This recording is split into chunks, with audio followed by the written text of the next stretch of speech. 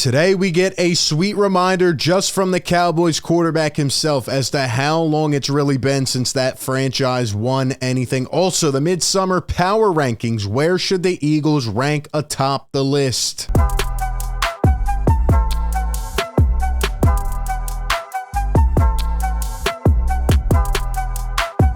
What is going on, everybody? Welcome into A to Z Philly, your number one home for Eagles coverage. Hit the like button if you enjoy the content. Be sure to subscribe. And as always, ring that bell down below. That way you don't miss any of the coverage. Today we're back. Still a dry period as we await training camp, but it's always a good time to get some laughs up as it pertains to the misery of the Dallas Cowboys. We'll get into that, but I want to know from Eagle Nation down in the comments. Let me know, where would you rank them only in the NFC right now in midsummer? I know it's very early, but based on the rosters, based on the offseason, where should the Eagles rank right now as it pertains to the NFC? Let me know your thoughts down below. And before we jump right into it, shout out to our sponsor of today's video, BetMGM.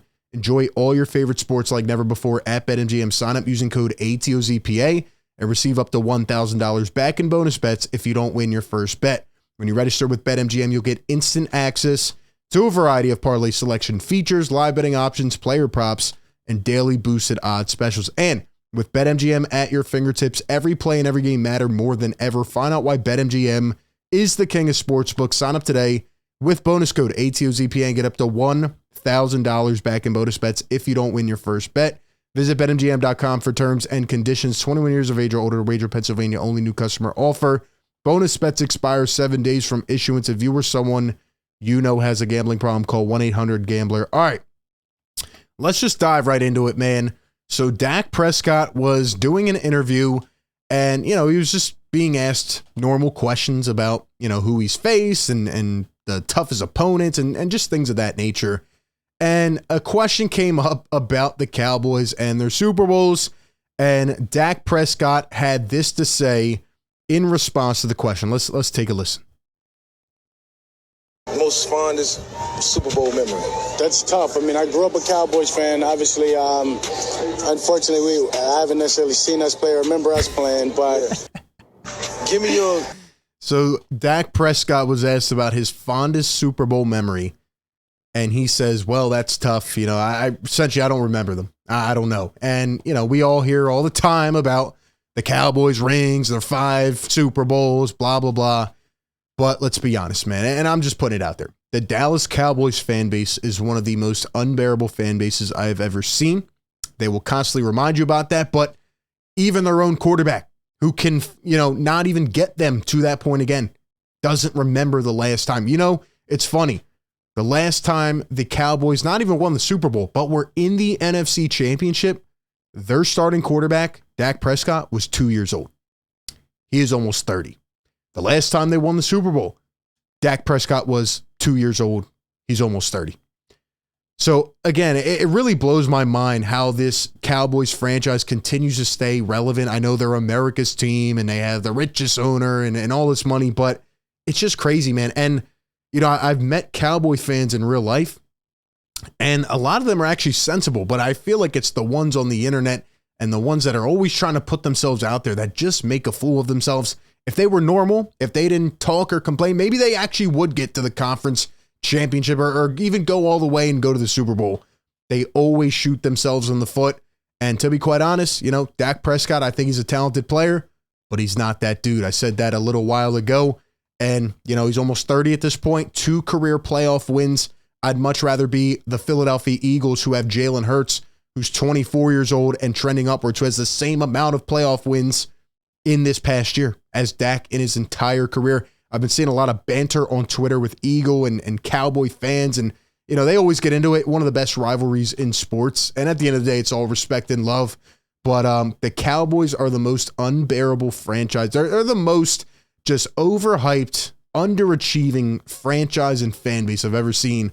And here's the proof you need right here. Their own quarterback doesn't even remember them getting to a Super Bowl. So there you go. And I know that all the Cowboy fans are going to come at us and, oh, well, we have all these championships. Yeah, well, where were you born yet? Because Dak barely was. So anyway, that's where we're at on that conversation. But let's talk about the power rankings. So this was put out on Bleeding Green Nation. Of course, there's going to be bias here, but it says here are your indisputable NFC mid-summer power rankings. It was put out by John Stolnis, an article, and essentially just the NFC. So again, this is why I asked to begin the show, where would you put the Eagles? Where would you put the rest of these teams? Before even looking at this, my personal opinion is that right now, and again, very, very early, a lot can happen before training camp, before the preseason, the season. I think right now, in terms of talent on paper, the most two talented teams are the Eagles and the Niners, the teams that went to the NFC Championship. I don't think it's very close. I do think there are some creeping up. I think the Cowboys have the talent to be up there, but they're always just regular season relevant. And then, well, what happens after that? It doesn't feel like they really made, many adjustments at all this offseason. It doesn't feel like they really did much at all, in my opinion. I think the Giants are definitely trending upwards. I think they're going to be a team to look out for in the division this year. Can the Eagles break the division curse? We'll have to wait and see. Maybe the Giants sneak in there and win one. Other than that, a team that I'm looking forward to see what they do, very young, trending a little bit, are the Carolina Panthers. I want to see how Bryce Young plays, and, with a new coach, new system, and also a lot of, nice talent that they have acquired, like an Adam Thielen, for example. Excited to see how they play, especially with Miles Sanders as well. One team that I think could bounce back this season from the NFC is the LA Rams. I know they've been apparently trying to trade Matt Stafford, but I think they do have a talented roster, and they just had a really tumultuous season. So coming off the Super Bowl, going all the way down, maybe this can be their bounce back year. Those are my initial thoughts. Let me know if you agree with these rankings. So number 10 in the NFC, the Bears, Saints, Vikings. I don't know about that order. I think the Vikings are always kind of relevant, but maybe a few spots higher on my list. Carolina, there they are at number 7. The Rams at number 6. Giants at 5. Lions at 4, which is very interesting. They were obviously a fun team to watch last year, but can they take another leap this year? We'll have to wait and see. Cowboys at number 3. That's where you threw me off. You cannot tell me that the Cowboys, after essentially not really doing anything much this offseason, climb all the way up here to number 3. I would have them maybe in my top 7, but number 3, a little bit of a stretch for me. Niners at number 2, and the Philadelphia Eagles at number 1. Like I said, I think the Eagles and the Niners have the most talented rosters on paper right now. Going to be intriguing to see what happens with that whole quarterback fiasco in San Francisco. The Eagles know what they're trying to do, though. They added this offseason. They lost a couple pieces, but Howie did a great job addressing the needs. And, there still are a few needs, like linebacker, for example, which I am excited to see how they, go about that. But Howie Roseman has had a great offseason. Jalen Hurts is paid. Essentially, the whole core is coming back, and they are ready to build on what they did last year. I honestly, unbiased, would have the Eagles number 1, or at least in the top 2. But here on Bleeding Green Nation, they have them as number 1. And as they wrote here in the article, most experts agree that if the Eagles don't have the best overall roster in the conference, it's at least second best. There are still some holes at linebacker and safety, and I don't love the punter situation.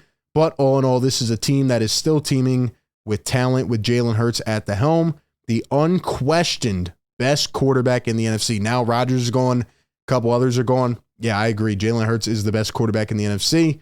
And the smart money says they're not done adding. Talks about the quarterback situation with San Fran. For Dallas, he said, Dak needs to stop throwing picks. If he does, Dallas will challenge the Eagles for the top spot in the East. I actually disagree with that. I think Dallas will be there. I think they'll have a winning record. But I actually think the New York Giants are up and coming, and I like what they did this offseason. Again, they added Darren Waller and a couple others. I think the Giants are actually going to be a force to be reckoned with, and we'll see if they can take another step now that Daniel Jones is paid. But those are my thoughts. Very early summer rankings, and that's where we're at, right? Not a lot going on, but once training camp comes, it's going to be like a boom, boom, boom. You're going to get all this news, a lot of footage. And of course, we'll be breaking it all down right here. So give me your thoughts down below in the comment section. As always, appreciate everybody for tuning in. Be sure to like, comment, and subscribe. And with that being said, I will catch you all on the next one. Peace.